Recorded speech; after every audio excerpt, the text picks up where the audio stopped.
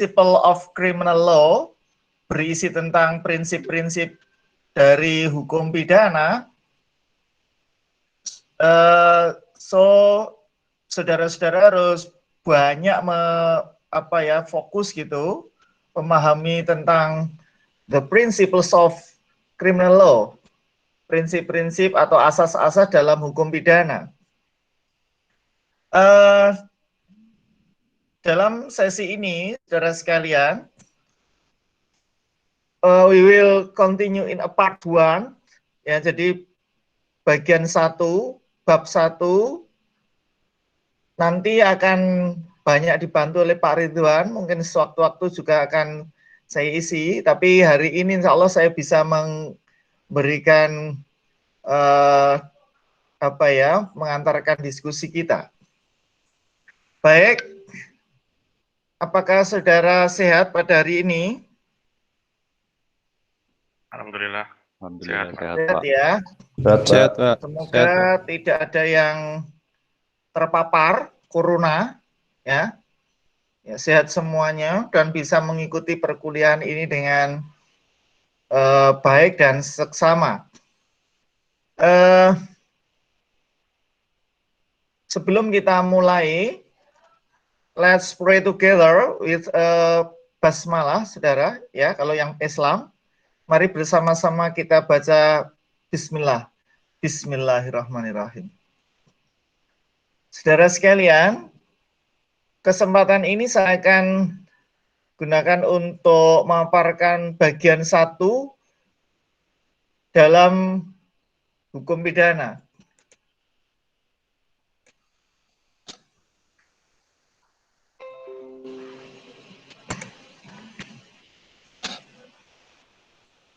Have you seen my share screen, saudara? Sudahkah saudara melihat screen saya? Sudah, Pak. Sudah ya. Kalau pakai Google Meet memang Pak Ali agak kesulitan melihat karena memang ini tetapi agak lebih ringan karena katanya lebih di aplikasi juga lebih ringan. Baik, saudara sekalian, kita akan mulai terkait dengan soal bahasan-bahasan hukum pidana awal ya. Jadi apa itu hukum pidana? Yang awalnya kita mulai, what is the law? Hukum itu apa? Terus nanti kita juga akan bahas pidana itu apa? Sehingga kita bisa menggabungkan apa itu criminal law. Nah, saudara, di dalam buku saya yang biru itu, saudara bisa melihat, bahkan Pak Ali sudah menjelaskan tentang apa itu ilmu. Bahkan ilmu Pak Ali sudah ada di situ. Jadi, apa itu ilmu, apa itu hukum, apa itu pidana, apa itu ilmu hukum, apa itu hukum pidana, apa itu ilmu hukum pidana. Jadi digabung ya. Jadi ilmu sendiri itu apa, ilmu hukum itu apa, hukum pidana itu apa, ilmu hukum pidana itu apa. Ya, oke? Bisa dipahami saudara ya. Nanti saatnya saudara bisa baca lebih lanjut di bukunya Pak Ali yang membumikan hukum pidana, ilmu hukum pidana berketuhanan. Itu diedit oleh Pak Ridwan ya sebagai editornya.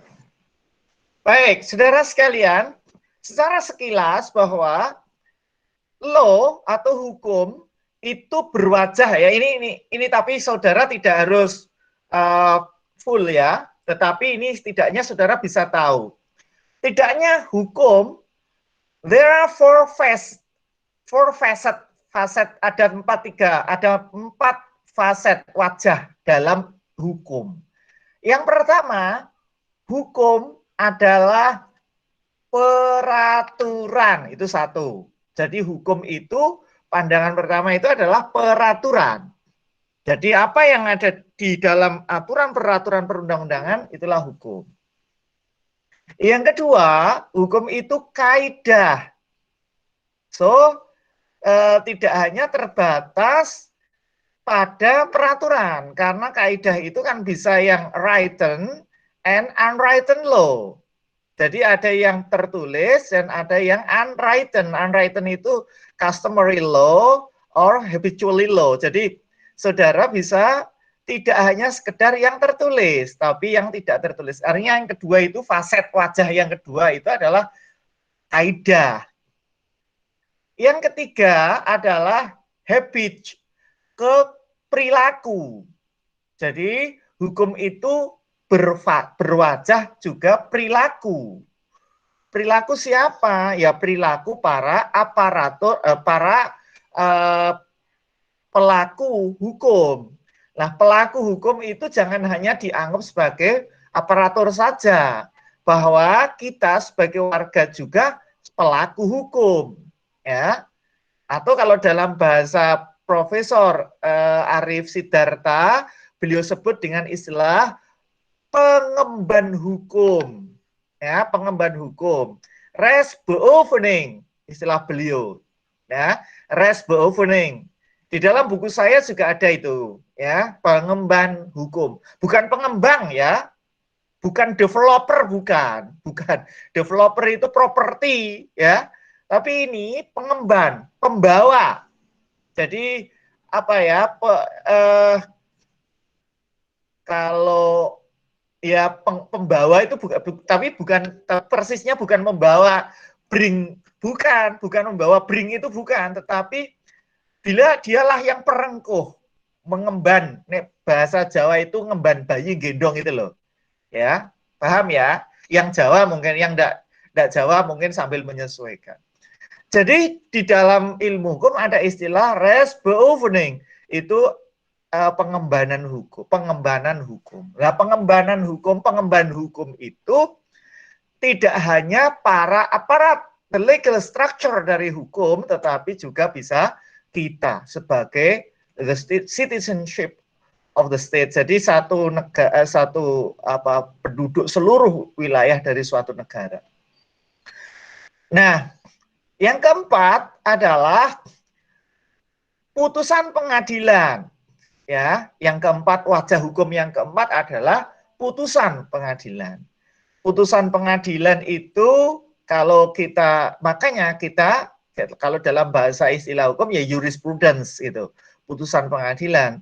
Tetapi it is different in a civil law and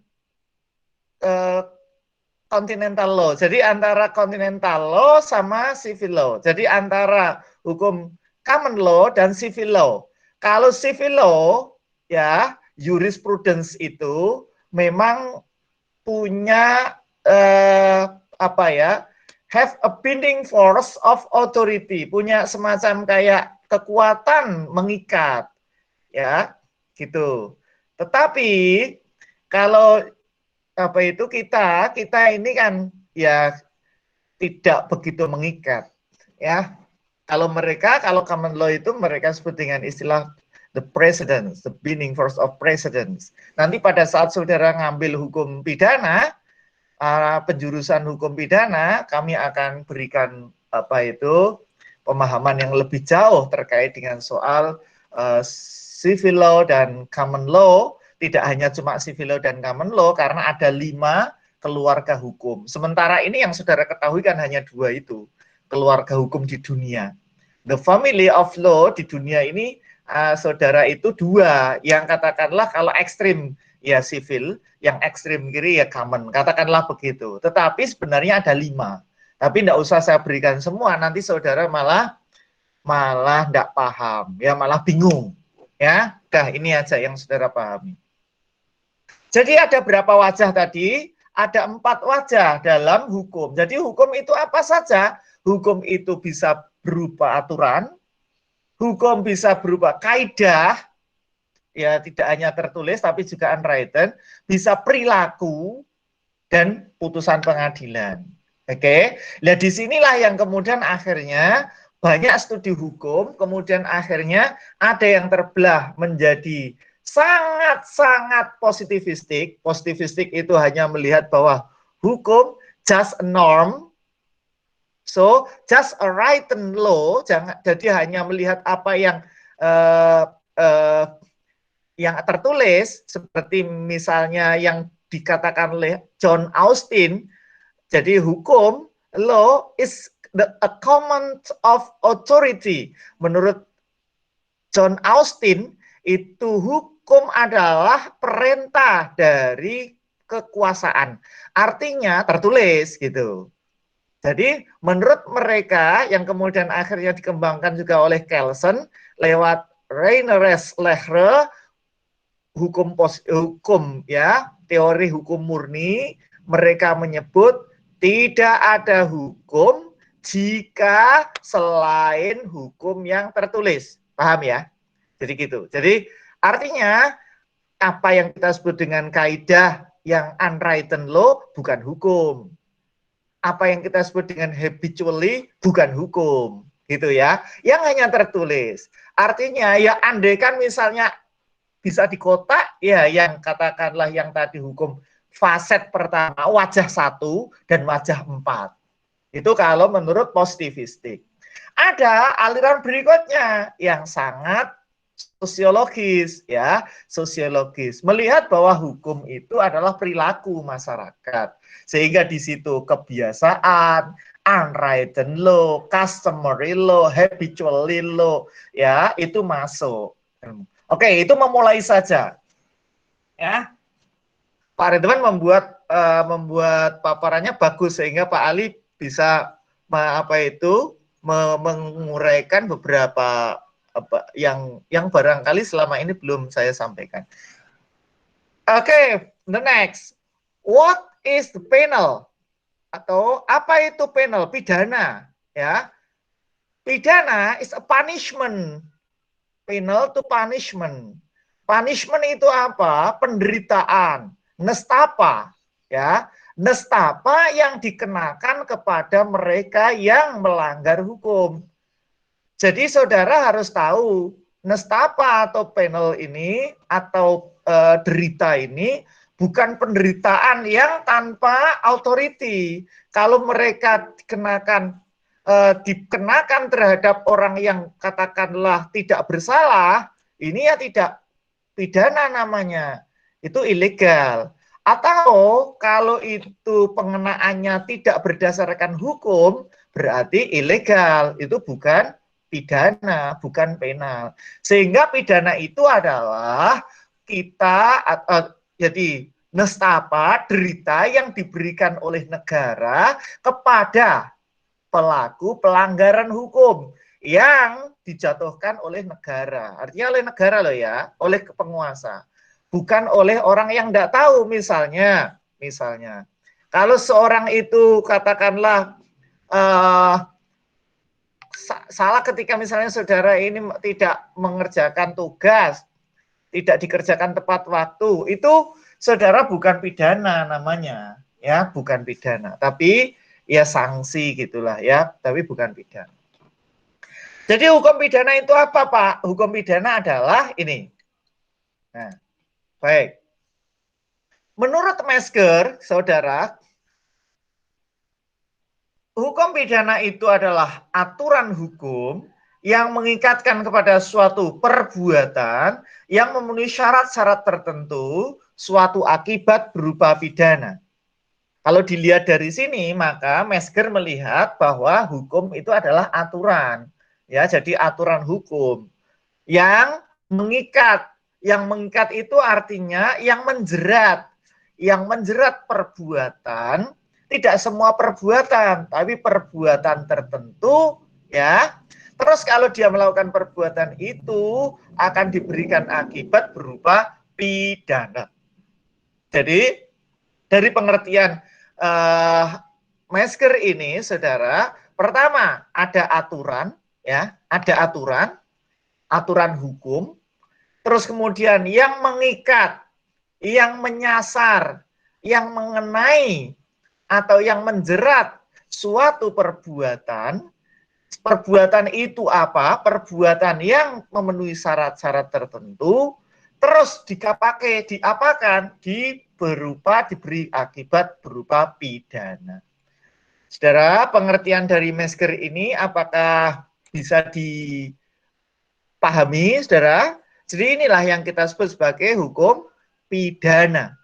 Bisa dipahami, saudara? Bisa diikuti? Bisa, Pak.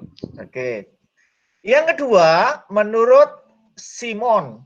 Simon ini bukan merek HP ya. Kalau merek HP yang dulu saudara ya, mungkin saudara sudah tidak menangi merek Simon ya. Kalau saya itu awal-awal ada merek HP namanya Simon. Ya, Pak Ridwan sudah tidak menangi ya, karena Pak Ridwan juga produk zaman sekarang, zaman now ya. Kalau Pak Ali kan zaman old. Ya. Baik. Kalau menurut Simon itu apa?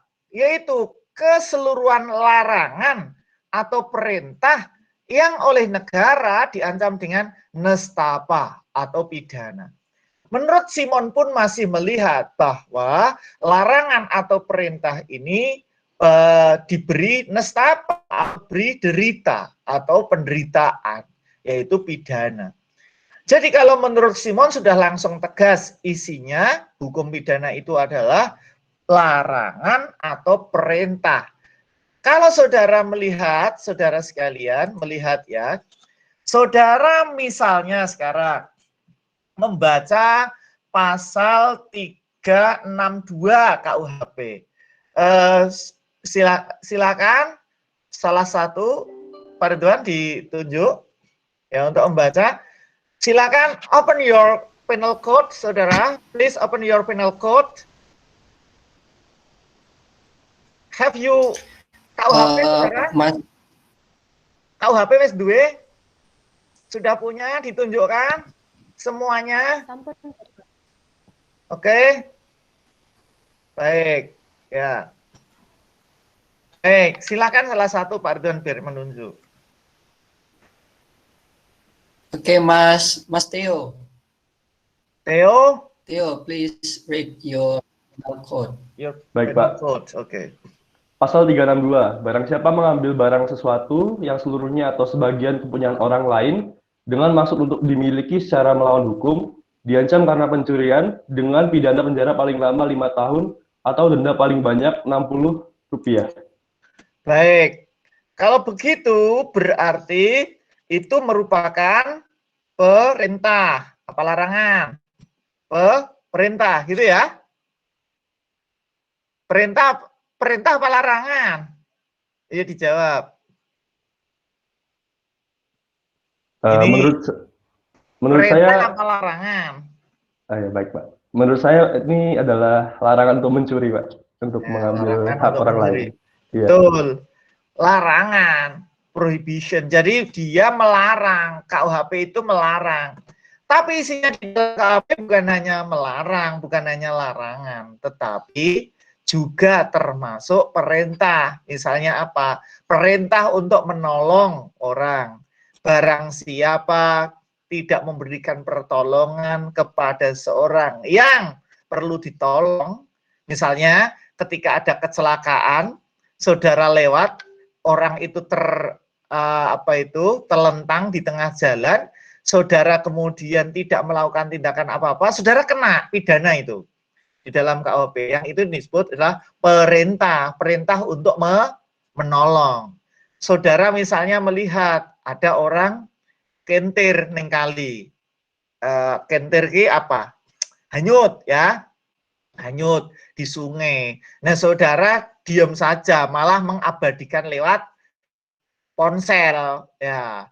Saudara ketika orang itu akhirnya meninggal, saudara kena karena dianggap tidak memberikan pertolongan. Dipaham ya? Jadi yang saudara baca tadi itu adalah perintah, betul? Perintah, betul? Loh kok Rana sing jawab? Larangan. Jangan hanya ikut-ikutan ya. Larangan karena memang kalau yang tadi yang Pak Ali sebutkan bahwa menolong itu disebut perintah untuk menolong. Kita lanjut, saudara. Berikutnya, menurut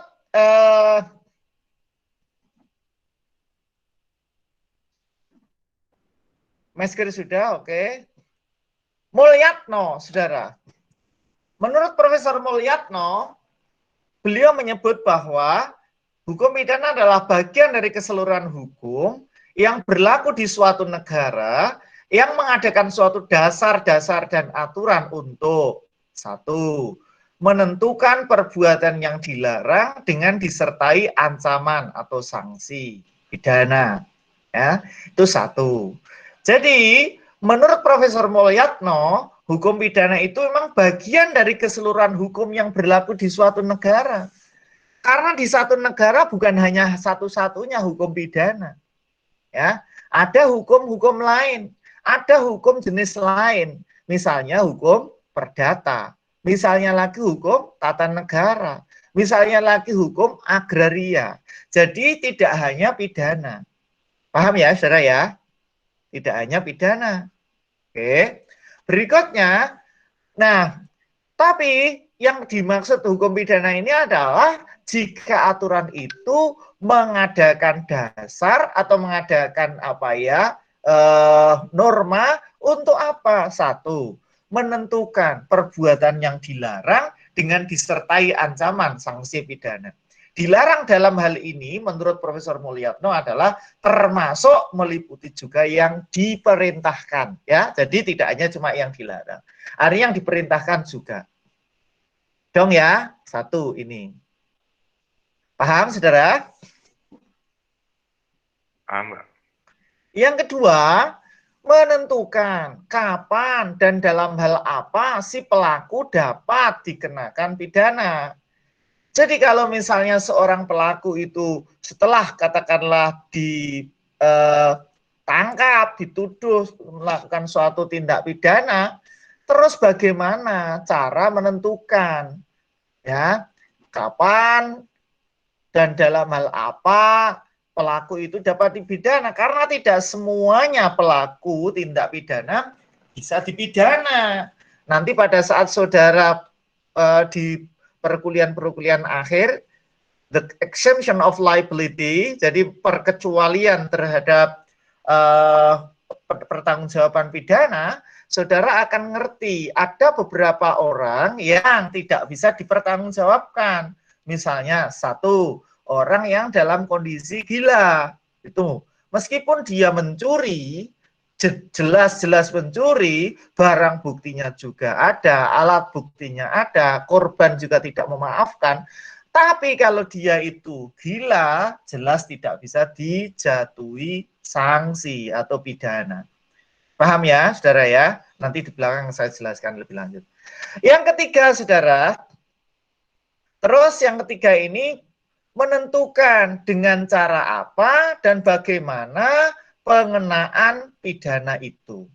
Ya, jadi bagaimana pengenaan pidana itu dilaksanakan. Jadi kalau saudara misalnya ini melihat ini, saudara, hukum pidana itu sebenarnya ada 3. Nah, silakan saudara tulis. Jadi hukum pidana itu ada 3. Ya, ada there are 3 parts of criminal law. Ada 3 bagian dalam hukum pidana. The first, saudara, the first itu material, ya, atau substantive law. Ya, jadi material, hukum pidana material tulisannya. Oke. Jadi di literatur lain juga bisa disebut dengan substantive law. Jadi hukum pidana substantif. Isinya memang tentang larangan atau perintah tentang suatu perbuatan. Jadi perbuatan apa saja yang diperbolehkan dan perbuatan apa saja yang dilarang.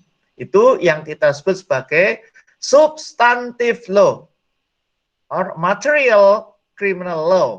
Ya. Oke. Satu bisa dipahami dulu, saudara. Ini kalau saudara lihat KUHP itu ini, dia berisi tentang apa-apa yang dilarang dan apa-apa atau perbuatan apa yang diperbolehkan atau diperintahkan. Ini di KUHP. Next, the second, menentukan kapan dan dalam hal apa si pelaku dapat dikenakan pidana.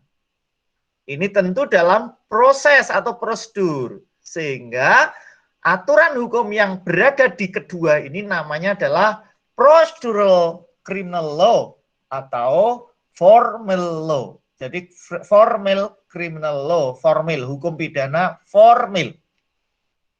Jadi hukum pidana formal isinya adalah terkait dengan proses beracara atau prosedur bagaimana suatu perbuatan bisa diproses, pelakunya bisa ditangkap, ditahan, lalu dipenjara.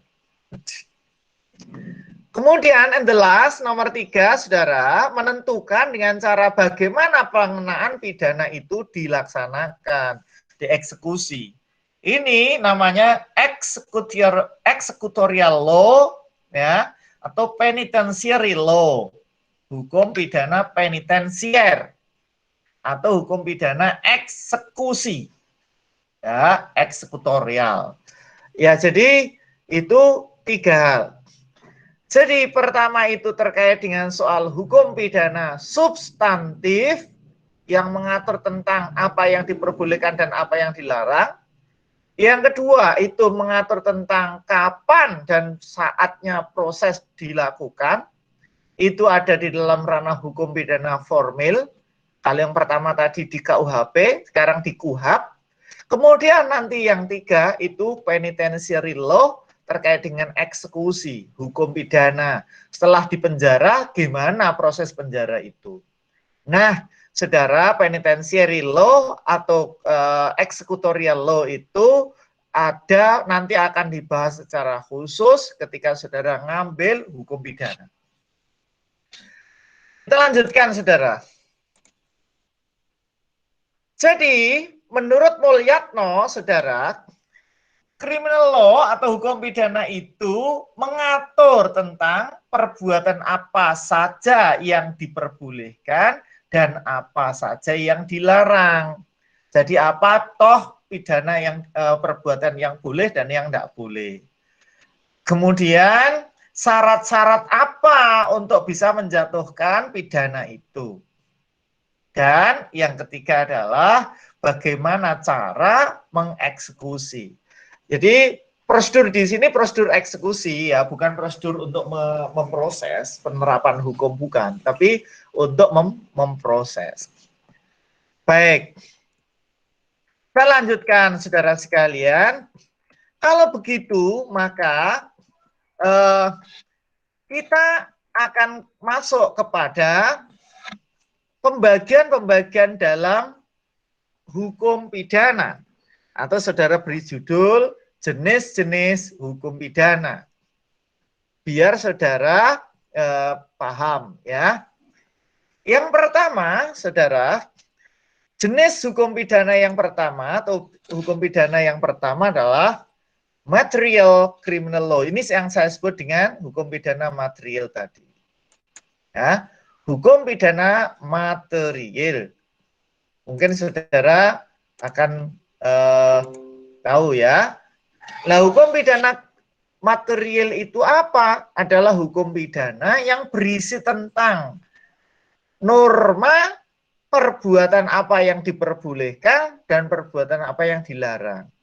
Ini tadi sudah Pak Ali sudah jelaskan lah, ini tidak usah Pak Ali jelaskan lagi. Sedangkan kalau formal itu artinya hukum pidana prosedur. Acara, beracara. Oke. Nah, penitentiary sebenarnya masuk, tapi di dalam buku yang saudara pakai itu belum. Oke, iya, saya lupa. Saudara sudah punya buku ya, Profesor Sudarto. Hukum pidana 1 judulnya. Ditunjukkan, saudara. Baik, oke. Baik. Ada yang masih belum punya? Tidak apa-apa, kalau memang belum punya.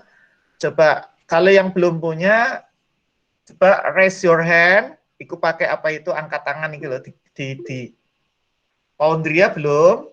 Terus Kenan belum. Muhammad Hanafi belum. Oke, turun. Niken Aulia, oke. Yang lain? Oke. Baik, ini tidak apa-apa. Nanti setelah ini saudara bisa segera mencari ya. Jadi melihat, mencari kalau misalnya nanti di Shopee atau di All Shop ya, All Shop itu. Saya sekarang tahu kalau ada All Shop ya.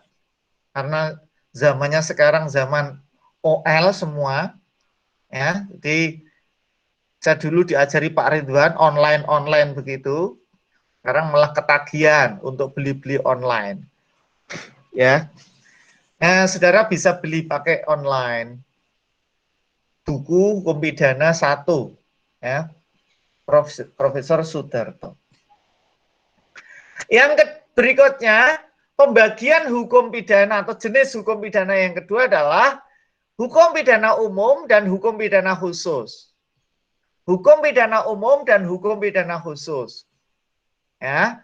Hukum pidana umum itu adalah hukum yang berada di dalam induk hukum pidana. Ya. Silakan saudara kalau general criminal law ini induk hukum pidana. Jadi berada di induk. Lah induknya hukum pidana kita itu apa? Induknya hukum pidana kita adalah di KUHP, sehingga kalau kita sebut sebagai general criminal law ya KUHP itu. Ya.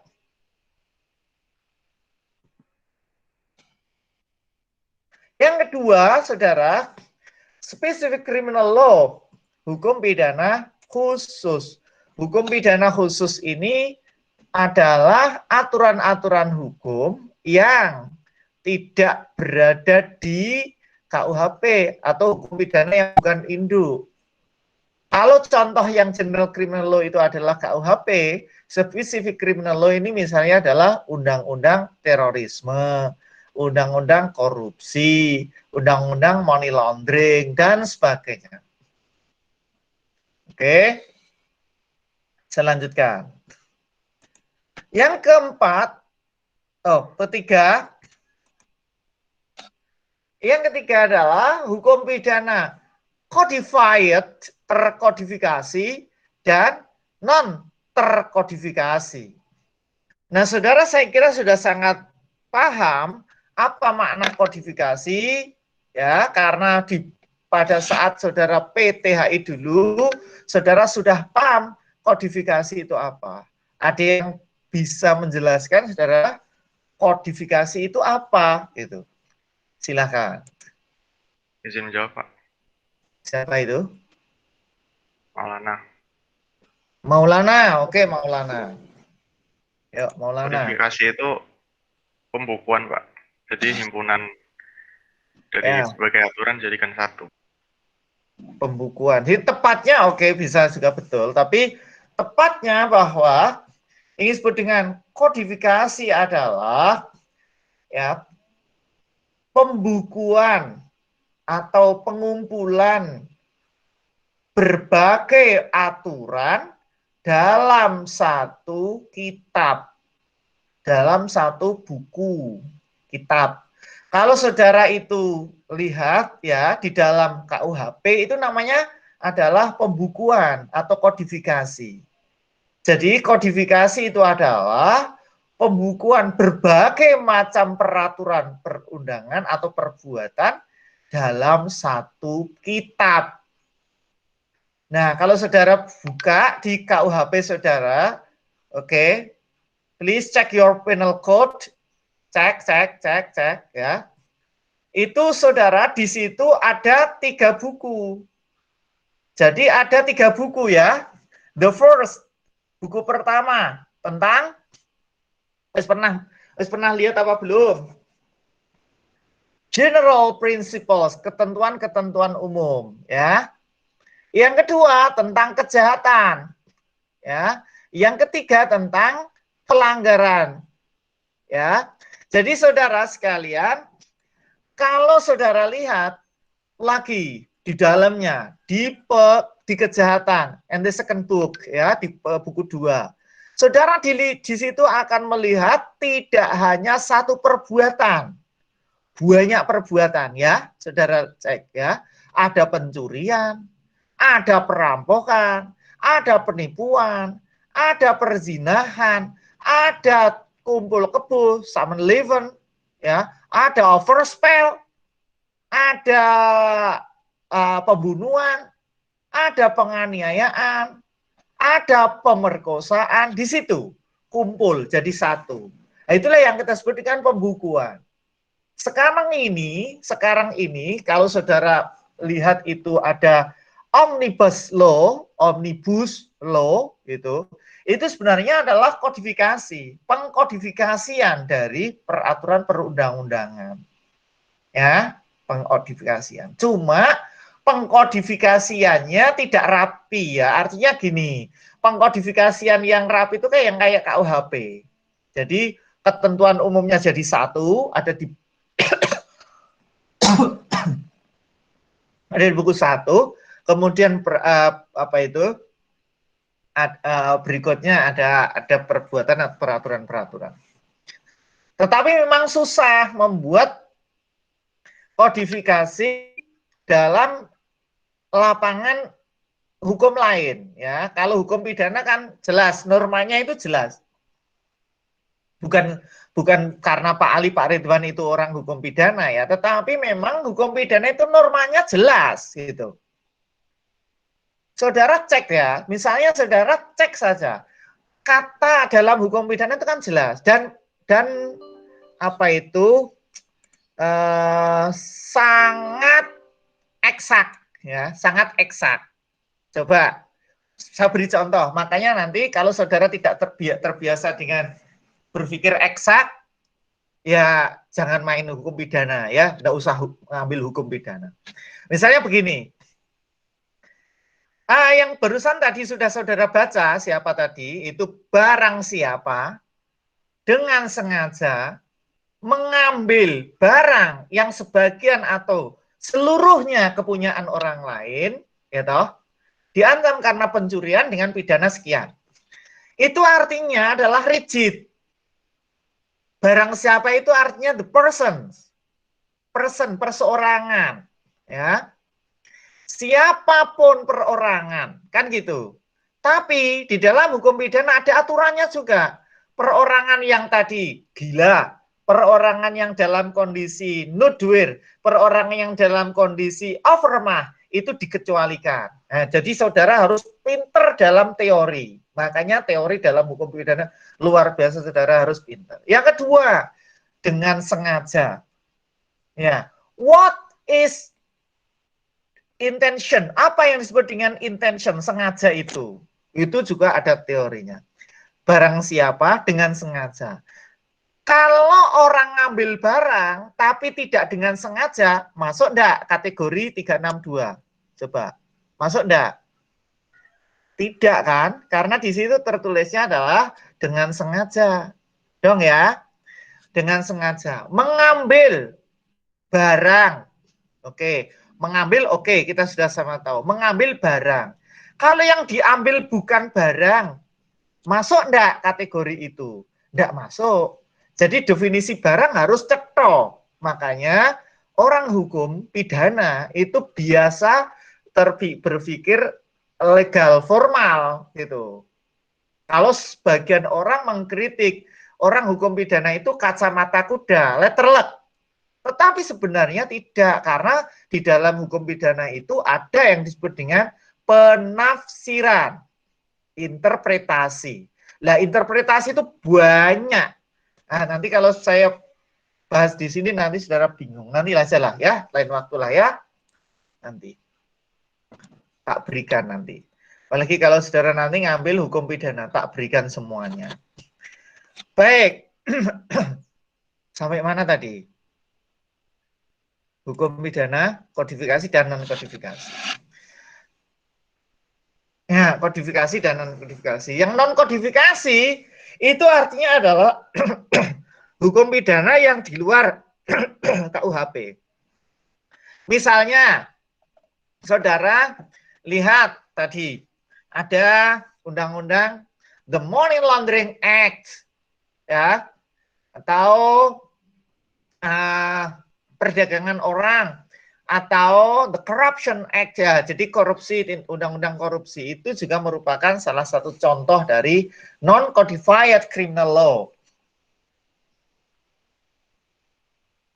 Berikutnya, written and unwritten law, written criminal law and unwritten criminal law.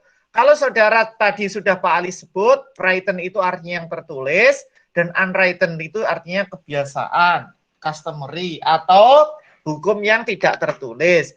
Lah, written law itu bisa ada di dalam induk KUHP, ada di luar, bisa terkodifikasi, bisa tidak terkodifikasi. Oke, lanjut.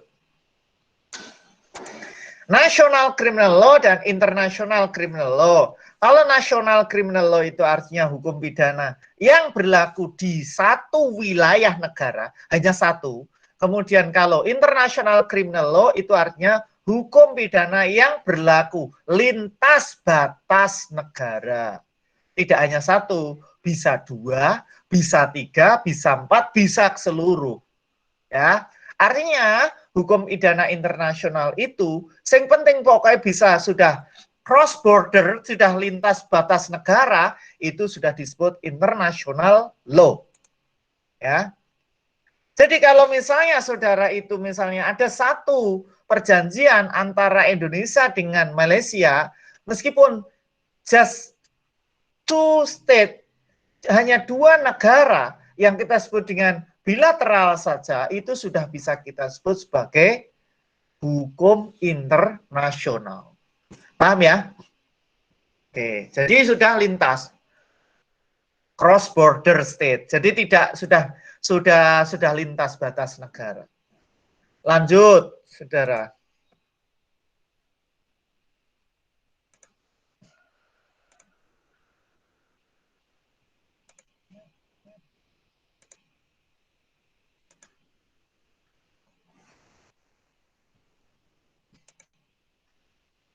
Oh, belum saya ya.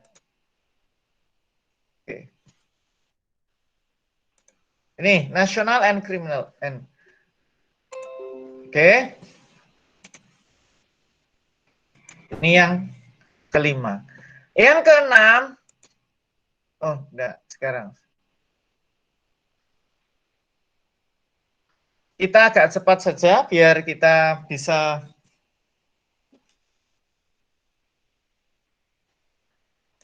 Nah, saudara, hukum pidana itu berfungsi untuk apa ya? Hukum pidana itu fungsinya, atau orang mengatakan kegunaan dalam hukum pidana itu apa? Apa toh fungsi hukum pidana? Apa kegunaan hukum pidana? Ada dua fungsi, saudara. Yang pertama adalah fungsi umum, yang kedua fungsi khusus.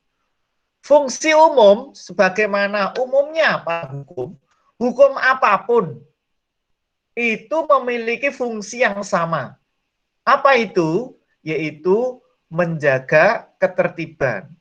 Ya, menjaga ketertiban. Jadi di dalam fungsi umum ini adalah untuk menjaga ya ketertiban masyarakat. Jadi baik itu hukum pidana, hukum perdata, agraria, apapun hukum, itu fungsinya sama di fungsi umum, yaitu untuk menjaga, mengendalikan ketentraman masyarakat. Ya. Atau kalau boleh ada yang mengatakan ya, ini harus kupon, tetapi kalau law as a tool of social engineering ini untuk fungsi nanti khusus dalam hal-hal tertentu. Kemudian fungsi yang kedua adalah untuk menanggulangi tindak pidana atau perbuatan yang jahat. Ya, untuk menanggulangi, to overcome the evil deeds, ya, untuk perbuatan-perbuatan yang terlarang, perbuatan yang memang salah. Fungsi spesial yang kedua atau specific function yang kedua atau tujuan atau kegunaan hukum pidana yang kedua adalah selain menanggulangi, selain to overcome, juga to prevent. Jadi saudara sekalian, ada dua fungsi ya di dalam hukum pidana itu. Yang pertama adalah fungsi umum untuk menjaga ketertiban dalam masyarakat, ya. Jadi the ensuring the order, untuk menjamin order, keteraturan, ketertiban, ya, itu adalah fungsi yang pertama atau fungsi the general function. Yang kedua, the specific function, fungsi yang spesifik adalah satu, itu adalah to overcome, yang kedua adalah to prevent, untuk menanggulangi dan untuk mencegah. Bisa dipahami, saudara?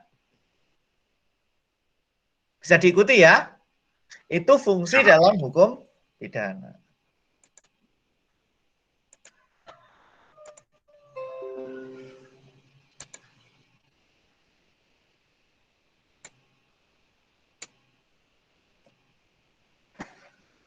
Yang berikutnya, saudara,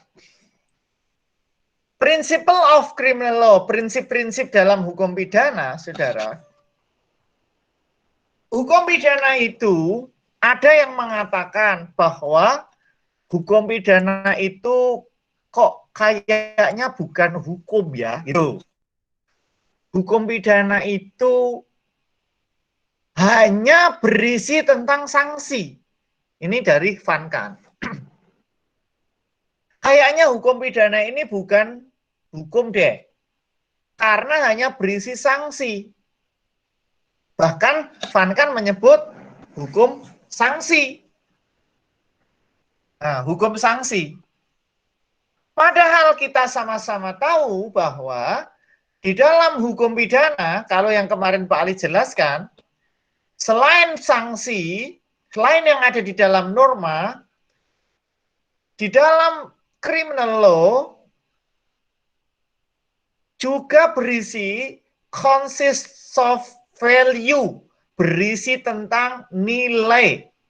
Jadi kalau dikatakan hanya sekedar sanksi atau norma saja, itu jelas tidak tepat.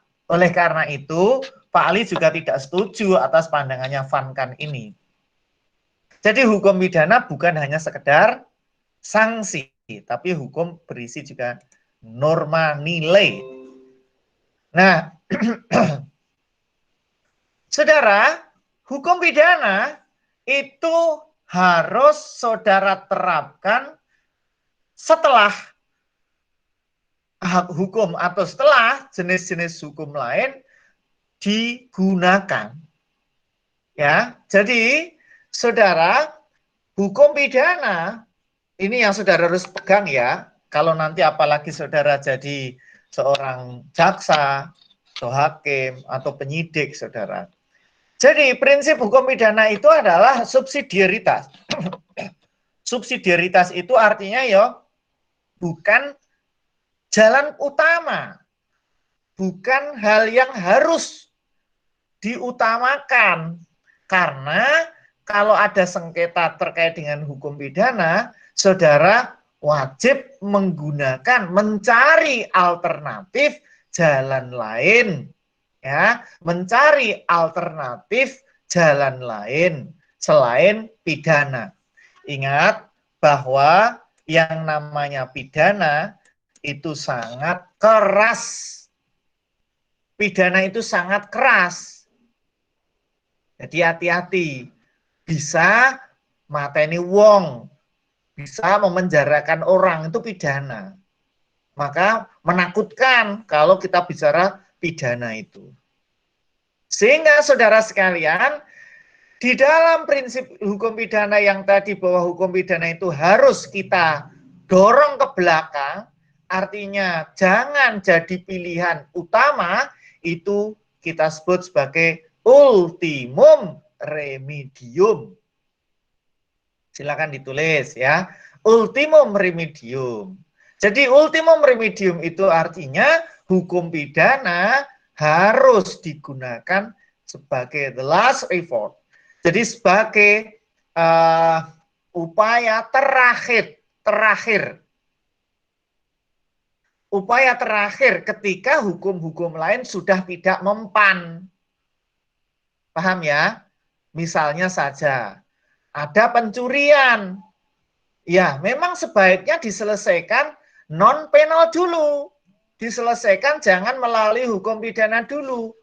Jika misalnya bisa diselesaikan lewat hukum perdata atau hukum administrasi, bahkan urun rembuk desa, ya monggo.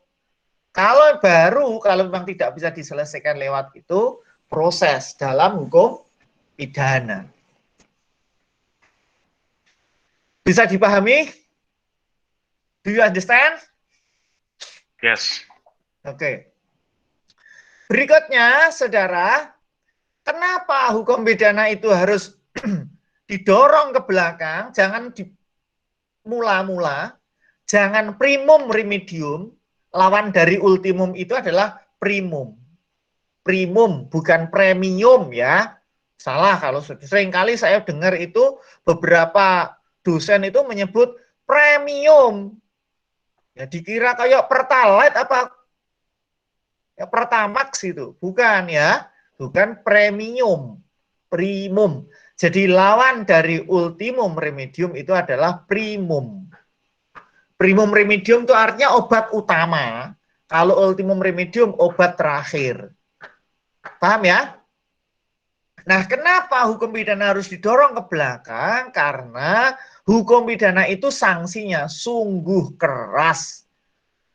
Bahkan boleh dikatakan dia bisa menebas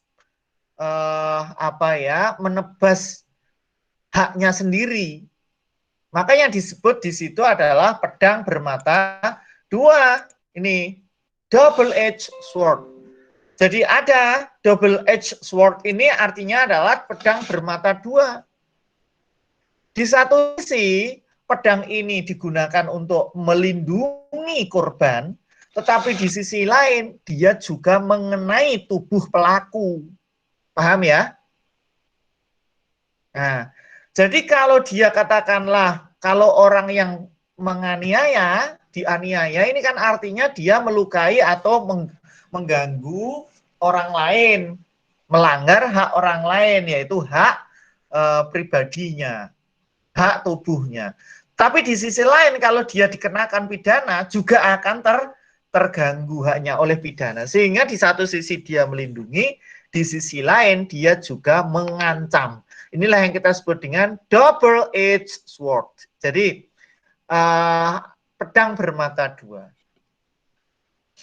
Baik. Nah, objek dalam ilmu hukum pidana itu apa, saudara sekalian? Kemarin sudah Pak Ali sebutkan bahwa objek dalam ilmu hukum pidana itu ada dua. Ya. Hukum pidana atau ilmu hukum pidana itu berdiri dengan dua kaki. Kaki yang pertama ada di dunia das solen, di dunia ide, ya, di dunia ide. Sedangkan kaki berikutnya ada di dunia dasen, dunia senyatanya. Sehingga, saudara, jadi di dalam ilmu hukum pidana itu ada dua kaki. Kaki di dunia dasen dan dunia das solen. Saya kira saudara sudah memahami ya dunia dasen, das solen sudah tahu ya. Jangan malu-malu loh, kalau enggak tahu ya jangan ngaku-ngaku tahu gitu. Kalau ngaku-ngaku tahu nanti akhirnya saudara tidak tahu betul. Ya. Oke. Wis tahu? Anak agung dia ayu? Tahu? What is the meaning das solen? Das solen itu apa? Dia ayu? Izin Pak, saya kurang mengerti. Oh, kurang mengerti. Baik. Siapa lagi? Muhammad Hanafi? Hanafi ini kayaknya sedang bertapa ini. Gondrong sekali. Maaf Pak, saya belum terlalu paham Pak. Terkait Nah, dasolen. saya kira sudah pada tahu, ternyata belum. Ya, boleh. Oke, baik. Dunia ide atau dasolen itu artinya dunia yang seharusnya, dunia norma. Seharusnya begini, gitu. Seharusnya begini. Dunia yang tidak tampak. Di sisi lain, hukum pidana juga berada di real, dunia dasen, senyatanya. Hukum pidana itu berobjek apa? Itu. Kalau di dalam dunia dasolen, ilmu hukum pidana, objeknya, objek kajiannya adalah hukum pidana. Ilmu hukum pidana, objeknya hukum pidana. Nah, hukum pidana itu apa? Tadi sudah Pak Ali jelaskan di depan. Baik itu saudara pakai pengertiannya Simon, Mesker, atau Mulyatno. Dong ya? Paham ya? Jadi, ilmu hukum pidana, objeknya apa? Objek kajiannya apa? Adalah hukum pidana. Lah, hukum pidana itu apa? Adalah seluruhan aturan, larangan dan atau perintah, ya kan gitu, yang disertai ancaman atau nestapa berupa pidana. Tadi kan gitu. Oke? Bisa diikuti? Bisa ya? Bisa, saudara? Bisa, Pak, Pak. saya yang dasolen dan dasen itu kurang paham, Pak. Oke. Dasen itu artinya adalah dunia kenyataan lah. Tadi itu, kalau tadi kan dunia ide, sudah. Nah, ini memang mau saya jelaskan, dasen. Kalau dasen itu dunia realita. Dunia realitanya. Jadi, objek dalam real, fakta di lapangan, itu apa? Dunia real itu artinya adalah yang sedang dijalani. Artinya ilmu hukum pidana ini mengkaji apa? Kalau di dalam dunia ide tadi, kajiannya adalah hukum pidana, artinya masih abstrak. Sedangkan kalau dunia sains nyatanya itu hukum pidana itu objeknya adalah kejahatan. Objeknya adalah tindak pidana. Ya, kejahatan. Jadi objek dalam hukum pidana itu ada dua. Objek dalam ilmu hukum pidana itu ada dua. Yang pertama, jika dilihat dari dunia ide atau dasolen itu adalah HP atau hukum pidana objeknya. Kalau dilihat dari dasen, objek IHP adalah kejahatan. Baik. Selanjut. Sumber hukum pidana. Sumber hukum pidana itu kok masih banyak Pak Ridwan? Saya kira sudah mau habis. Sumber hukum pidana itu, saudara, ada dua. Ya. Sumber hukum pidana ada dua. Yang pertama adalah sumber primer. Ya. Sumber primer. Oke. Sumber primer. Yang kedua adalah sumber pelengkap. Sumber pelengkap. Sumber primer ini tertulis, sumber pelengkapnya tidak tertulis. Oke, itu. Jadi sumber hukum pidana, sumber itu apa Pak? Sumber itu adalah di mana diketemukan hukum. Ya, saudara. Di mana kita bisa mencari hukum, itu sumber namanya.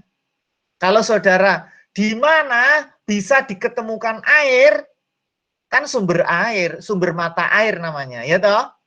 Di mana? Ya bisa di sumur, bisa di sungai, bisa hujan, kan gitu. Itu sumber. Di mana diketemukan air.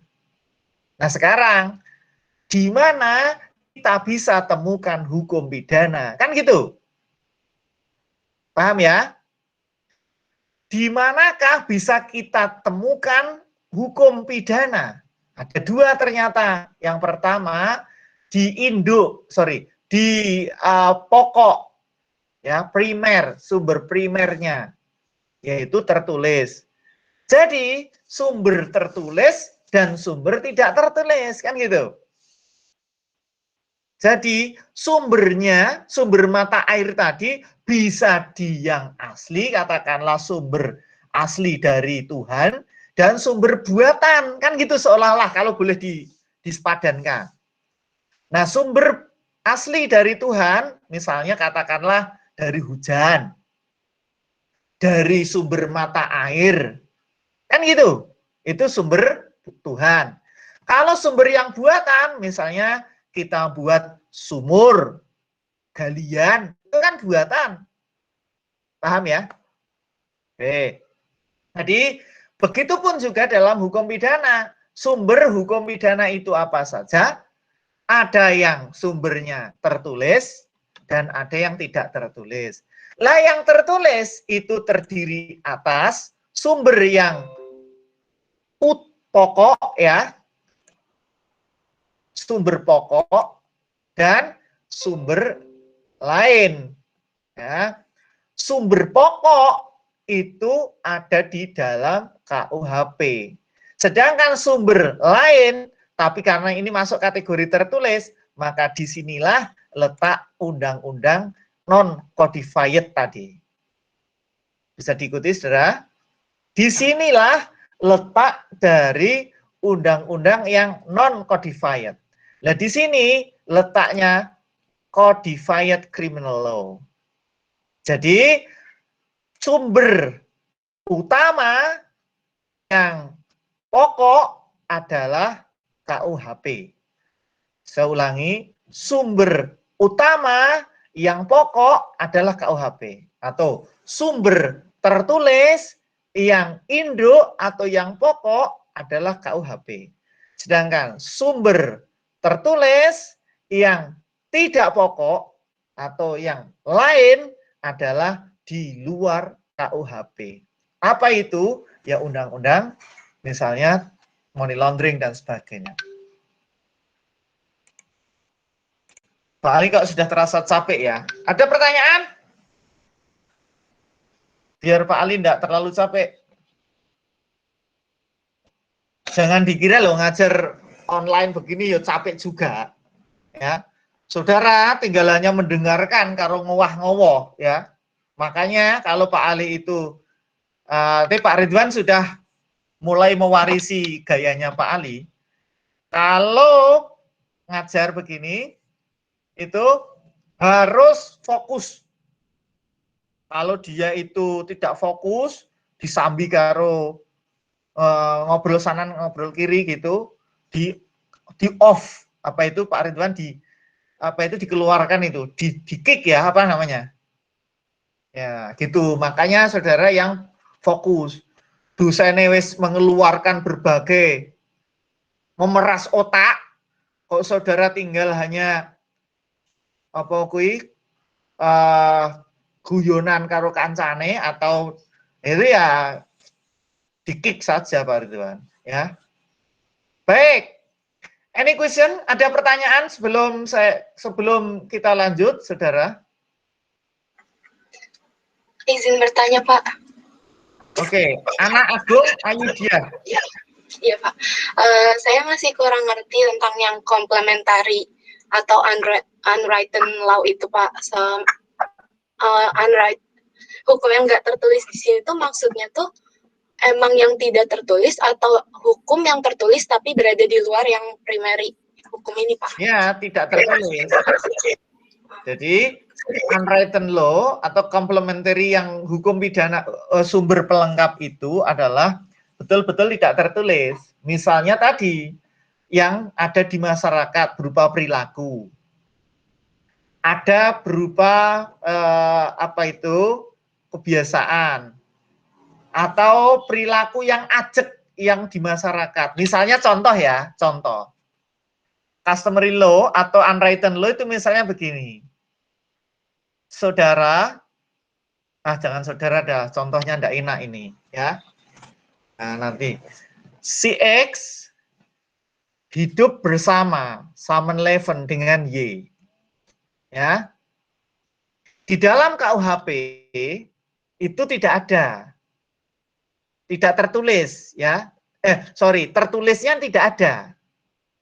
Tetapi di dalam masyarakat yang namanya Samen Leven, kumpul kebo lah istilahnya kalau dalam bahasa kita, kumpul kambing apa ya bisa, apa kumpul apa meneh itu ya. Tuh, saudara, itu sebenarnya kan jelas pastilah di daerah manapun itu mengganggu custom atau kebiasaan orang-orang hidup di masyarakat sekeliling, gitu ya. Apa kalau di Bali? Nah, saya contohkan di Bali. Saudara, ada logika Sanggraha di Bali. Itu saudara dari Bali kan? Anak Agung Ayudhya. Bukan? Dari Bali, tapi saya di Tangerang Selatan, Pak. Merantau. Oh, iya. Saya pikir namanya itu Bali.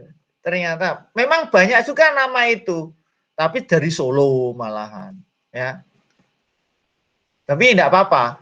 Jadi di Bali ada yang namanya logika Sanggraha, ya perzinahan, ya Samen Leven gitulah, katakanlah begitu. Saya kok meyakini, utamanya di Indonesia loh ya, kalau di negara lain mau tidak tahu saya, tapi kalau di Indonesia, di masyarakat paling buruk sekalipun di Indonesia loh. Katakanlah masyarakat yang tanpa aturan agama apapun lah gitu, pasti melihat yang namanya kumpul kebo adalah jelas mengusik pranata sosial dalam batinnya masing-masing. Betul ya? Nah, itulah yang saya sebut sebagai hukum unwritten law. Do you understand, Anak Agung Ayu? Oke? Are you clear? Clear ya? Ngerti, Pak. Terima kasih. Ya. Clear apa clean? Ya, saudara. Ya, oke. Nah, tapi apakah selamanya mesti tidak tertulis, Pak? Tidak juga. Kalau di Bali ada namanya awik-awik. Awik-awik itu di sebagian desa adat atau banjar-banjar tertentu itu ada, malah tertulis. Tetapi itu kita masukkan kategori hukum adat, hukum yang juga bisa tidak tertulis, tapi dia masuk kategori complementary. Oke ya. Jadi di daerah tertentu dari hukum kebiasaannya customary, habitually law, lalu kemudian dirumuskan. Kalau di Bali itu ada awik-awik, itu juga kita sebut sebagai ya sebenarnya ya unwritten law karena dia masuk kategori complementary. Oke ya. Pak Ali tahu ini karena Pak Ali punya kawan banyak Bali. Ya, Bali. Nah. Oke. Yang lain, pertanyaan yang lain silahkan.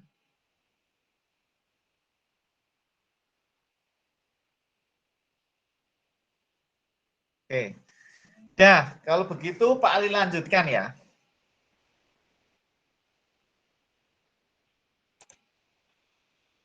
Tapi saudara benar ya, fokus ya. Jangan jangan sia-siakan pengorbanannya Pak Ali dan Pak Ridwan. Nah, guys. Wes boyoken.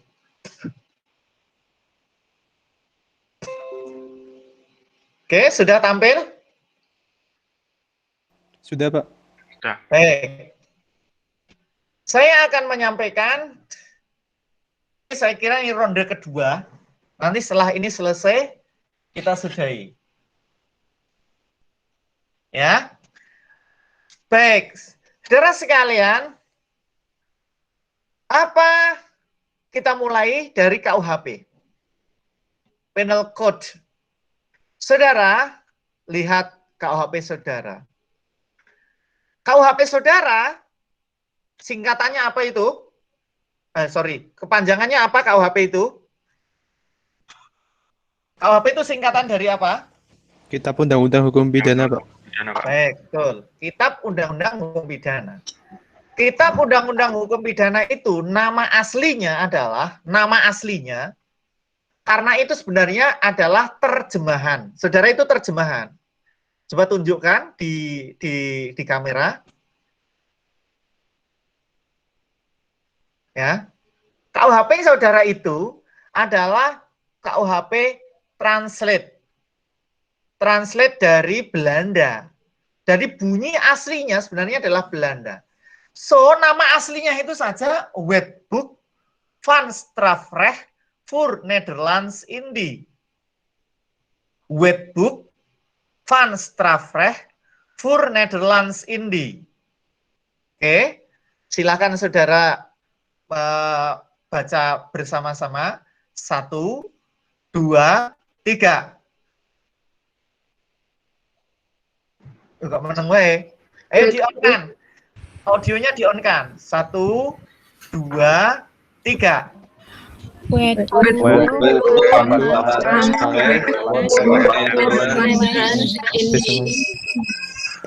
Ya, Wetboek van Strafrecht voor Nederlands Indie. Wet itu artinya kitab, book itu buku ya, kitab buku yang berisi tentang van, strafrecht, straf itu pidana, reh itu hukum. Jadi Wetboek itu kitab, book itu ya buku atau undang-undang tentang hukum pidana. Makanya di situ ada kitab undang-undang hukum pidana. For itu for Nederlands Indie. Nederland itu Belanda, Indie itu Hindia. Kita itu sebutannya dulu adalah Hindia Belanda karena jajahannya Belanda.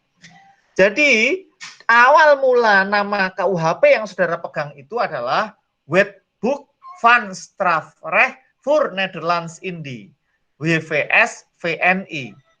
Ya, di mana saudara diberlakukan di Indonesia sebenarnya itu adalah merupakan warisan dari pemerintah kolonial Belanda yang waktu itu membuat ya dikopi sajalah dari negaranya sana. Jadi karena Indonesia waktu itu adalah negara jajahan Belanda, sehingga pada saat ketika dia mau menegakkan hukum di Indonesia, maka WVS kitab undang-undangnya pokoknya digawa wae ke Indonesia untuk diterapkan. Nah, penerapan atau pemberlakuan di Indonesia itu berdasarkan Koninklijk Besluit itu artinya adalah surat keputusan begitu. Surat keputusan dari pemerintah Belanda tanggal 15 Oktober tahun 1915. Nah, Koninklijk Besluit tahun 1915 itu berarti memberlakukan KUHP-nya Belanda ke Indonesia. Tapi karena tahun itu dianggap katakanlah ya belum siap, betul-betul siap, akhirnya baru berlaku efektif sejak Januari tahun 1918. Jadi KUHP yang saudara pakai itu sebenarnya adalah warisan kolonial Belanda yang diterapkan di Indonesia sejak tanggal 15 Oktober 15 yang berlaku mulai 1 Januari 1918. Oke, bisa dipahami saudara? Jadi WVS buku saudara itu bukan terbitan ya, istilahnya ya pemberlakuan dari tahun 18 itu.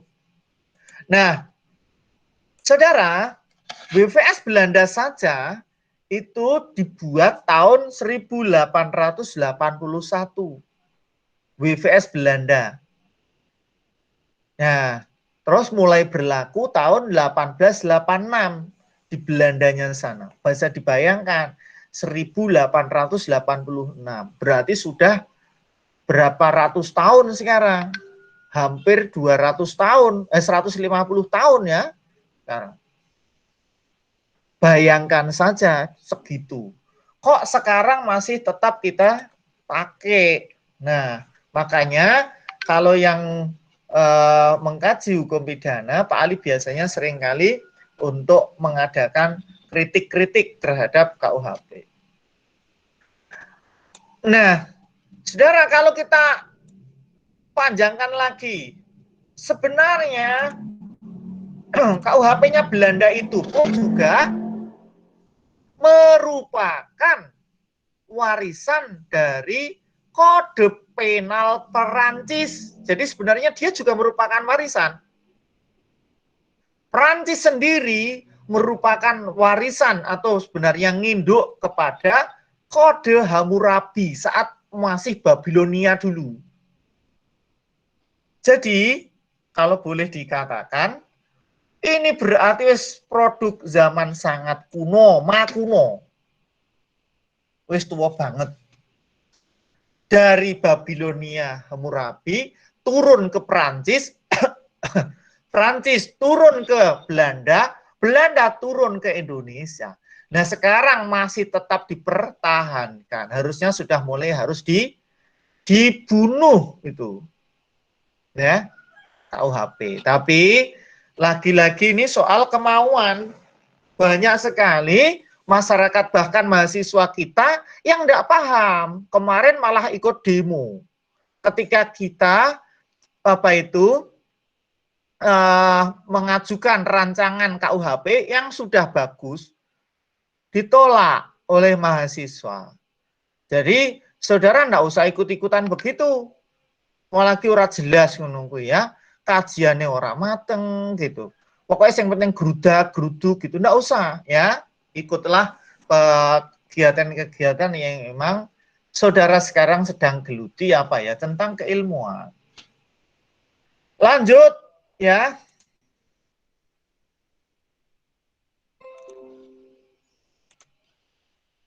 Nah, secara sejarah saudara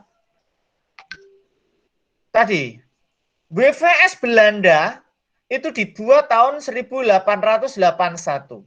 Mulai berlaku di negaranya sana itu tahun 1886. Karena dia menjajah ke Indonesia, maka WVS-nya, KUHP-nya dibawa ke Indonesia. Diberlakukan tahun 1915. Ya, mulai berlaku 1 Januari 1918.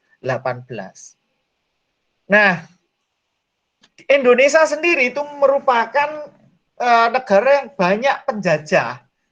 Jadi pada tahun memang sudah lama Belanda. Pada tahun 1942 Jepang datang dan menduduki Indonesia, mengusir Belanda. Nah, Jepang sendiri itu kan punya KUHP. Nah, pada kondisi ini berdasarkan aturan peralihan, ATPER itu aturan peralihan negara Jepang sana, negara manapun yang dijajah oleh Jepang, maka KUHP Jepang itu akan berlaku gitu. Artinya hukum Jepang akan berlaku. Itu kalau berdasarkan Osamu Shire, undang-undangnya Jepang sana. Ya, semacam kayak undang-undang dasarnya lah gitu ya. Jadi Osamu Shire. Nah, sehingga praktis karena adanya aturan peralihan dari negara Jepang ini tadi, maka WVS VNI yang tadinya diberlakukan di Indonesia maka rontok ya, runtuh karena diganti dengan pemberlakuan yang ada di Indonesia dan Jepang ini. Tetapi Jepang belum membuat KUHP untuk Indonesia, hanya memberlakukan begitu saja. Nah, tanggal 1 Juni 1944, Jepang mengumumkan bahwa mulai tanggal 1 Juni tahun 1944, KUHP Jepang diberlakukan di Indonesia. Sampai sini paham, saudara? Bisa diikuti? Bisa ya? Jadi, pada tahun 42, dia tidak langsung memberlakukan KUHP, tidak. Jadi dia hanya katakanlah ya memakai undang-undang dasarnya bahwa di negara jajahan itu harus mengikuti undang-undangnya Jepang gitu. Baru tahun 44, 1 Juni 1944, dia mengatakan bahwa KUHP Jepang itu berlaku di Indonesia. KUHP Jepang itu namanya Gunsei Keizire. Gunsei Keizire. Yang tadi, Gunsei Keizire. Nah, Osamu Shirai itu undang-undangnya Jepang sana, undang-undang dasarnya Jepang. Nah, pada tidak lama setelah itu, alhamdulillah kita merdeka. Itu. Kita merdeka tahun 1945. Kalau kita lihat dengan berdasarkan pada aturan peralihan yang ada di Undang-Undang Dasar 1945, ada aturan peralihan namanya, ya, saudara lihat, aturan peralihan pasal 2 aturan peralihan kita itu mengatakan, selama Indonesia itu belum bisa membuat undang-undang sendiri, maka undang-undang yang berlaku di Indonesia, dari manapun itu, masih tetap bisa diberlakukan. Dengan demikian, sebenarnya berdasarkan Undang-Undang Nomor Undang-Undang Dasar 1945 Pasal 2 aturan peralihan kita itu, maka janjane WVS Belanda juga bisa, WVS VNI juga berlaku, KUHP Jepang atau Gunsei Keizire-nya Jepang juga berlaku. Paham ya? Paham ya? Karena di situ sebenarnya Jepang kan hanya mengendalikan hanya wilayah-wilayah tertentu. Di daerah-daerah luar Jawa, karena dia sudah menjejak kita ratusan tahun, tentu dia sudah efektif menguasai wilayah-wilayah di daerah Indonesia Timur, bukan di pusat-pusat pemerintahan. Kalau Jepang mulai tahun hanya 42 sampai 44, apalagi hanya 2 tahun, ya paling hanya menguasai di Jawa saja, Jawa Madura itu paling. Ya. Oke. Nah, selebihnya kan masih ada di Indonesia bagian timur, wilayah-wilayah Sumatera dan sebagainya, itu masih menggunakan WVS, VNI. Nah, jadi sebenarnya sejak tahun 1945 ini sudah ada Gunsei Keizire-nya Jepang juga berlaku, WVS VNI di daerah-daerah luar Jawa, Madura juga berlaku. Jadi ada dua, ya, ada dua undang-undang yang berlaku berdasarkan Undang-Undang 1945. Bisa dipahami, saudara? Bisa diikuti? Oh, kok menang? Bisa, Pak. Bingung? Bisa, Pak. Masa bingung, ngono wae bingung. Nek bingungan ngene ya aja njibok pidana besok. Pecah bingungan. Ya, oke. Lanjut. Berikutnya, saudara, tidak lama kemudian ada pendudukan nikah, ya. Nah, ini adalah in the civil administration. Dia itu semacam kayak ya tentaranya Jepang, tentaranya Belanda yang juga sekutu ya datang ke Indonesia. Sebenarnya ini sekutu yang membonceng gitu di Indonesia lagi, pengen menjajah lagi. Padahal kita sebenarnya sudah merdeka itu 17 Agustus. Nah, karena kita belum bisa efektif menguasai negara kita sendiri, baru deklarasi saja, maka dia datang ke Indonesia dan membawa undang-undang lagi, membawa perubahan WVS. Ya, membawa perubahan WVS. Jadi sampai sini saudara, sampai 29 September 1945 ada berapa undang-undang di Indonesia, saudara? Ada 3, ya. 1 WVS VNI, 2 Gunsei Keizire Jepang, 3 WVS yang sudah diubah oleh nikah. Betul ya? Sebut saja WVS VNI, Gunsei Keizire, dan WVS nikah. Betul ya? 3. Diingat-ingat. WVS-nya VNI Belanda, Gunsei Keizire Jepang, dan WVS nikah. Nah, dari sini saudara, terus akhirnya alhamdulillah kita bisa mengusir sekutu dari bumi Indonesia, bahkan bisa membunuh komandannya. Saudara, kita mulai berpikir, ternyata dengan adanya ini banyak juga, kok ada 3 undang-undang, ini gimana? Mosok di satu negara kok undang-undangnya ada 3, ya, ada 3. Maka akhirnya pada tahun 1946, ya, pada tahun 1946 dikeluarkanlah Undang-Undang Nomor 1 tahun 46 yang menyatakan bahwa daripada banyak undang-undang yang berlaku di Indonesia, katanya Indonesia ini negara kesatuan, lah kok ada 3 undang-undang, ada WVS VNI yang sudah dicabut oleh Osamu Shirei-nya Jepang, terus kemudian Gunsei Kezire, dan Nika. Akhirnya kemudian kita daripada tidak ada kesatuan, maka diterbitkanlah Undang-Undang Nomor 1 tahun 46 yang di situ mengatakan bahwa yang berlaku, KUHP yang berlaku adalah undang-undang atau KUHP yang ada sebelum tanggal 8 Maret tahun 1942. 8 Maret itu berarti sini, saudara. Ingat, di sini Jepang itu belum membuat undang-undang Jepang. Undang-undang Jepang itu baru ada setelah tahun 1944, Gunsei Kezire. Jadi, dengan Undang-Undang Nomor 1 tahun 46 ini sebenarnya adalah untuk untuk menghapus Gunsei Kezire dan juga untuk menghapus WVS Nika dan kembali kepada WVS VNI. Bisa diikuti, saudara? Bisa diikuti? Oke. Bisa, Bisa, Pak. Nah, di tahun yang sama itu, Undang-Undang Nomor 1 tahun 46 itu juga banyak mengadakan perubahan. Misalnya, kata-kata yang sudah tidak memiliki arti lagi itu dibuang. Kata-kata golden, kata-kata gubernur jenderal kan sudah tidak bisa dipakai. Itu kemudian kita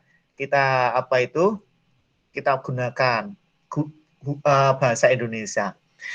Nah, ingat bahwa tahun 1945-46 itu pergolakan masih luar biasa di Indonesia.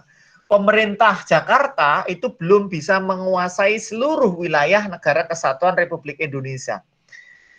Pemerintah Jakarta itu, pemerintah pusat Jakarta, hanya bisa efektif menguasai Jawa dan Madura. Sehingga WVS yang tadi, Undang-Undang Nomor 1 tahun 46 ini, WVS VNI ini, hanya bisa diberlakukan untuk wilayah Jawa dan Madura. Oke ya. Jadi pada tahun ini sebenarnya untuk wilayah-wilayah di Indonesia bagian timur, ada Sumatera, Kalimantan, Sulawesi, Irian dan sebagainya, jelas masih banyak undang-undang di luar KUHP yang sekarang ini gitu. Yang WVS kita ini bisa masih ada yang WVS-nya Nika atau WVS-nya ini, atau malah bahkan tidak tersentuh oleh WVS karena tidak ada akses ke sana. Nah, saudara sekalian. Sehingga saudara sekalian, baru tahun 1946 itu masih ada ya, meskipun Jawa Madura sudah terjadi unifikasi hukum, tapi di luar Jawa masih ada banyak hukum yang berlaku. Baru tahun 1958 melalui Undang-Undang Nomor 73 tahun 1958 diputuskan bahwa Undang-Undang Nomor 1 tahun 46 ini diberlakukan seluruh wilayah Indonesia. Saudara, Undang-Undang Nomor 1 tahun 46 ini adalah KUHP itu sendiri. Jadi, Undang-Undang Nomor 1 tahun 46 itu adalah KUHP itu. Jadi, saudara, kalau saudara nanti disebut ada Undang-Undang Nomor 1 tahun 46, sejatinya adalah KUHP itu sendiri. Ya. Gitu. Saudara lihat di lampiran yang KUHP-nya Profesor Mulyatno atau di daftar isi saudara lihat ada lampiran dengan judul Undang-Undang Nomor 1 tahun 1946. Itu saudara buka. Ya, coba saudara buka. Nah. Ada yang sudah ketemu? Ada yang sudah ketemu? Undang-Undang nomor 1 tahun 1946. Coba, Harry Evander.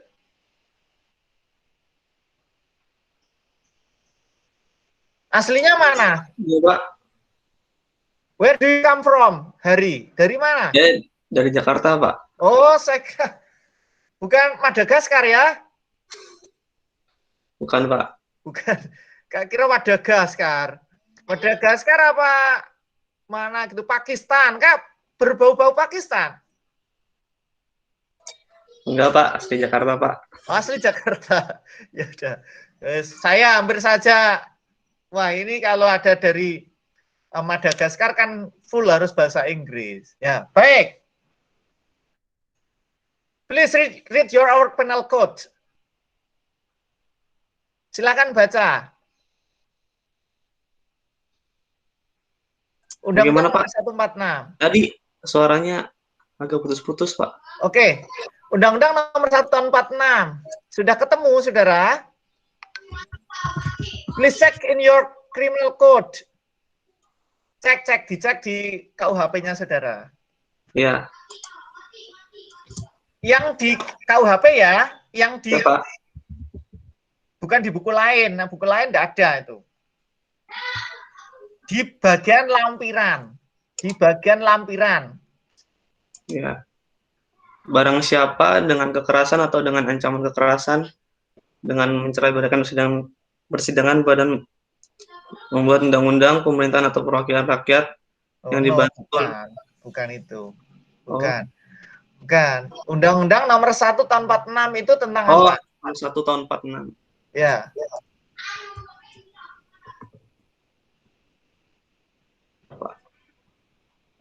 Ayo silakan yang sudah. Tentang peraturan hukum pidana, Pak. Iya, Pak. Ya, Olga. Coba buka di pasal 6. Baca, Olga. Nama Undang-Undang Hukum Pidana, Wetboek van Strafrecht voor Nederlands ini diubah menjadi Wetboek van Strafrecht. Undang-undang tersebut dapat disebut Kitab Undang-Undang Hukum Pidana. Atau disingkat KUHP. Ya. Baik. Baik, Saudara. Jadi Undang-Undang nomor 1 tahun 46 itu adalah KUHP itu sendiri. Jadi Undang-Undang 1 tahun 46. Di pasal 6 kita sebut nama aslinya adalah Wetboek van Strafrecht voor Nederlands Indi. Tapi bisa juga disebut Wetboek van Strafrecht saja. Atau Kitab Undang-Undang Hukum Pidana. Oke dong ya. Nah, hukum kitab-kitab Undang-Undang Hukum Pidana itu kita sebut KUHP. Sehingga kalau nanti saudara ditanya, loh KUHP itu kan punya Belanda. Lah kok saudara bisa sebut KUHP? Itu dari mana? Nah, saudara tunjukkan. Pasal 6 Undang-Undang nomor 1 tahun 19 loh. 46, Pak. 46, Pak. Tentang Ya, peraturan hukum pidana. baik, berikutnya. Ini saya singkat saja lah. Saudara, Undang-Undang nomor 1 tahun 46 ini memiliki dua fungsi, yaitu fungsi the first annulling function, satu itu fungsi menganulir. Menganulir itu artinya tidak memberlakukan. Yang tidak diberlakukan undang-undang apa, saudara? Jadi ada dua fungsi ya. Fungsi menganulir, mencabut undang-undang. Yang kedua adalah memberlakukan kembali suatu undang-undang. Nah, yang dianulir adalah undang-undang nomor, jadi yang dianulir adalah Gunsei Keizire Jepang. Oke? Yang dianulir adalah WVS-nya Nika. Jadi, Undang-Undang nomor 1 tahun 46 ini menganulir dua undang-undang sekaligus. Menganulir itu artinya tidak memberlakukan, membatalkan berlakunya. Saudara, yang sepak bola kayak gol, tapi dianulir oleh wasit, itu artinya tidak diakui, dibatalkan. Betul ya? Yang dibatalkan oleh Undang-Undang Nomor 146 ini adalah 1. Gunsei Keizirenya Jepang. 2. WVS-nya Nika. 2 ya. Sedangkan yang direstore, yang dikembalikan berlaku, yang tadinya sudah sempat mati, kemudian diberlakukan lagi, adalah WVS VNI, yang sekarang jadi WVS dan jadi KUHP itu. Oke, lanjut ya. Oke, annulling function. Terus berikutnya, saudara, yang terakhir bahasan kita adalah terkait dengan MVT. What is it? Apa toh yang disebut dengan MVT? Memory van toelichting. Memory van toelichting itu adalah penjelasan WVS VNI. Ini harus ditulis persis. Penjelasan WVS VNI yang saat itu diajukan di Tweede Kamer Belanda. Belanda itu punya Tweede Kamer, DPR-nya Belanda. Ya. Untuk menjadi penjelasan WVS VNI. Menjadi penjelasan WVS VNI. Nah, saudara, namun MVT Memory van toelichting ini tidak ikut terbawa ke Indonesia, tidak ikut diberlakukan di Indonesia. Sehingga kalau saudara lihat, oke, cek lagi di KUHP saudara. KUHP saudara, apakah ada penjelasannya, saudara?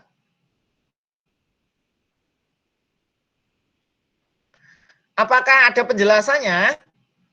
Tidak ada, ya. Jadi tidak ada penjelasan yang ada di dalam KUHP. Nah, terus kalau ada kata-kata atau kalimat yang tidak jelas, bagaimana, Pak? Ya, kita merujuknya ke Belanda sana. Merujuknya adalah ke Belanda. Masih dalam bahasa asli Belanda. Oke. Masih dalam bahasa Belanda. Kalau begitu, saudara sekalian, oleh karena itu kita masih kurang, ya, pertama soal pemahaman Belanda kita masih kurang. Yang kedua, jelas kita sudah banyak perubahan sehingga MVT ini hanya sebagai penjelas pelengkap saja, tidak bisa menjadi satu aturan yang mengikat. Ya, baik. Saya kira itu, saudara sekalian. Terima kasih. Ya, ini tadi sudah dipresentasi oleh Pak Ridwan atau enggak. Komting, silakan dicek siapa yang tidak hadir, biar saya